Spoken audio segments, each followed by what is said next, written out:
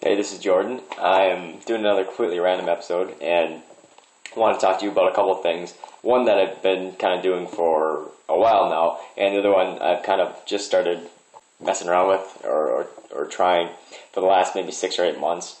The first one is a tea, and it's mate, and this one is Yerba Mate, and this one's by Ecos Tea, which is similar to a green tea. It's really popular in Argentina, and it's grown in South America.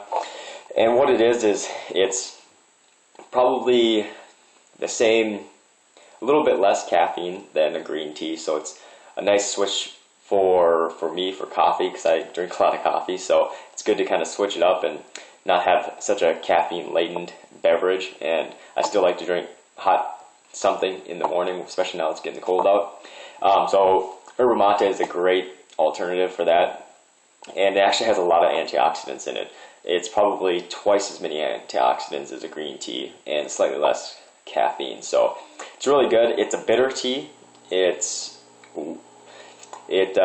goes really well with honey or agave nectar, so that's usually what I use to kind of sweeten it up. But you can drink it by itself. I do drink it without any honey in it, and it tastes really good, but it is a little bit on the bitter side. And you can get, again, there's the Ecos Tea, and this is an unsmoked, and you can get, I think Guyaki is another brand, and that is a smoked Yerba Mate or mate. So kind of depends on what you prefer. I like the Ecos Tea because it's unsmoked, and they also have little pouch bags too, so there's a lot more convenient too. So the second thing I want to talk to you about is sleeping. And I read on Ramit Sehi's I Will Teach You to Be Rich financial blog, or personal finance blog, and he was talking about behavioral changing. And one of the number one requests or different behavioral changes that people would do is be able to get up early in the morning. And I've never really been a big morning person. Once I'm actually up, I'm usually good to go for the day, whether that's 4 in the morning or 10 in the morning. But I've kind of messed around for the last 6 to 8 months with sleeping in general and getting up in the morning. And as far as the getting up portion, one thing that actually really worked very well for me, I've kind of not been using it lately, but Steve Pavlina, who has a personal development blog, kind of did a post on getting up in the morning. And what he talked about is doing what he calls wake-up reps. So when you get up in the morning, or when the alarm goes off in the morning, a lot of times you hear the alarm, it wakes you up, and you're like, well, I should get up in the morning. Well, you're giving yourself a choice whether you want to get up or you want to stay in bed. And it's generally a lot more enjoyable to just stay in bed. So what Steve talks about when he's doing these wake-up reps is you actually practice getting up and making it more of an automatic response. So what he suggests is you want to pick a time that you're going to consistently wake up every day of the week, so 7 days a week. And he says pick that time, and for the first month, wake up if it's 6 a.m., wake up at 6 a.m. every day, Monday through Sunday. Every day you wake up.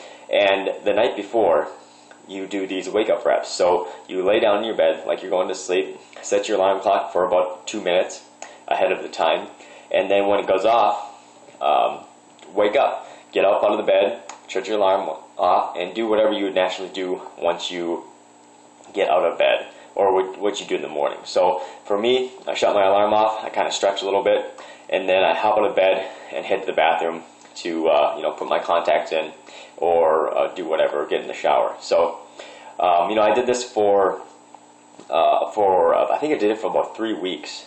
Did a couple of wake-up reps. I did 10 for the first week. I did 10 every night, and then after that I think I did about 5 every day, and then I kind of tapered off some of the wake-up reps, and it actually works really well. You kind of automate that response. So when that alarm goes off, you don't think about what you need to do or whether you can stay in bed or not. You just kind of, this is what I do when that alarm goes off. So definitely recommend. I'll post a link below to his blog post that talks about it, because it's actually really effective, and I really have to probably get back onto it just to kind of be more consistent with when I get up in the morning. the second thing kind of goes along with the waking up in the morning. It's sleeping, and I've been kind of experimenting with polyphasic sleeping, which basically is trying to get the same amount of quality sleep out of lesser hours every night. So most people will, or most doctors or whatever will recommend you get 6 to 8 hours of sleep every night. And within those 6 to 8 hours of sleep, you have a sleep cycle. So when you go to sleep, you kind of cycle up and down through these different cycles.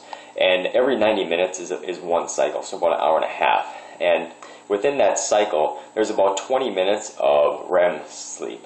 And REM sleep is when you're in the deepest part of your sleep. It's when your body's recovering the most, and you're building, and you're actually getting the only benefits that we know of right now is when you're in this REM sleep cycle.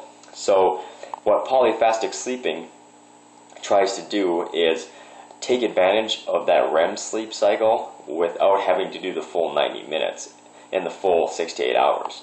So throughout that 6 to 8 hours of sleep that most doctors recommend you get, you'll get roughly 2 hours of this REM sleep. And so what some of these polyphasic sleep schedules aim towards is getting those 2 hours of REM sleep without having to spend the 6 to 8 hours. So the most extreme it's called the Uberman sleep cycle, and I'll post some links to it on the bottom. But basically what you do is every 3 to 4 hours you'll take a 20-minute nap.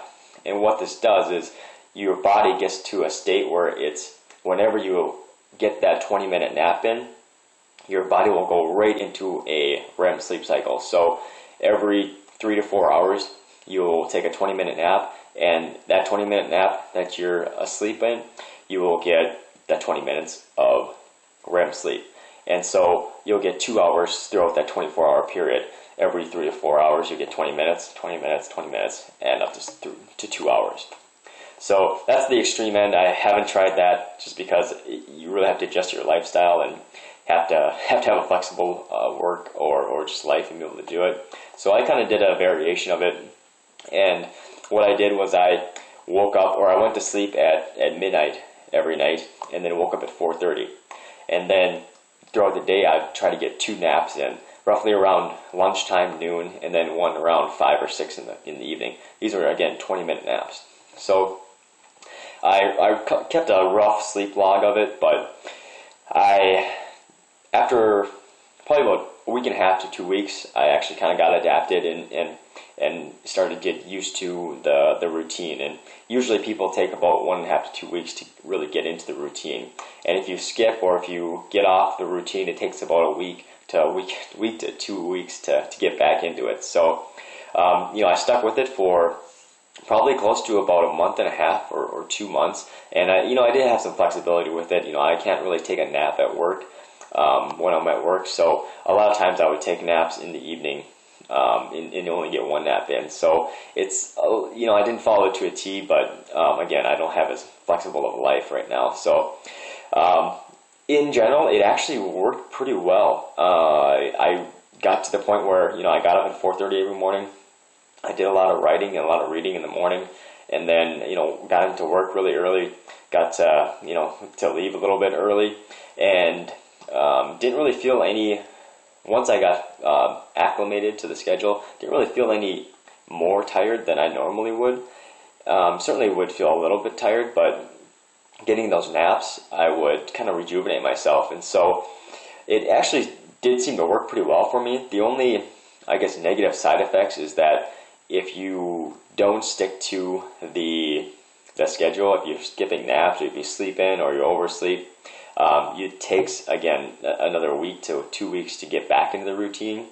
And another thing is that if you're doing anything, or if once you're acclimated to it, once you take those naps, it only takes like a minute, like 30 seconds to a minute for you to fall asleep, which is good because you're going to get into that REM sleep cycle right away, take advantage of that 20-minute nap, and get as much REM sleep as you can in that 20-minute period. The negative side effect of that is if you're ever sitting still for a couple minutes and it's just boring or whatever, you can sometimes fall asleep. So I did some yoga classes, and at the end of each class you do a little bit of a meditative portion just to kind of relax and end the practice. And I would fall asleep during that because we'd be almost meditating for about a 5-minute period, and I would start to fall asleep. And same with watching movies or watching TV. If it was just kind of a lull, or if I was kind of at those nap times, a lot of times I would start to fall asleep. So some negatives to it, and right now I'm not really on any type of polyphasic sleeping cycle. So it does work, and I guess I can kind of attest to it. I didn't really follow it to a T, but there is some negative side effects, and you do have to have a bit of flexibility within your life as well. So I'll post another bunch of links to everything I talked about, with the tea and the sleeping and everything like that. Some cool stuff, and I hope you enjoy it. And feel free to leave comments and share if you've done any of this and have any more comments, questions, or if you have topics you want me to take a look at. I'm open to that. So again, hope you enjoy, and I'll see you later.